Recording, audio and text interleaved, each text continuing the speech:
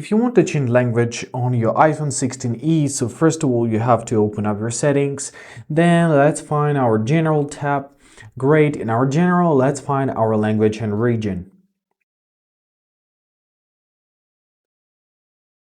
There it is. Now here you can see the list of languages. So if you want to use one of the chosen languages, you can simply hold it and drag it to the top and your phone will change, or you can press add language and choose any other language. For example, let's choose Chinese. So choose use Chinese simplified, give your phone a couple seconds to be restarted.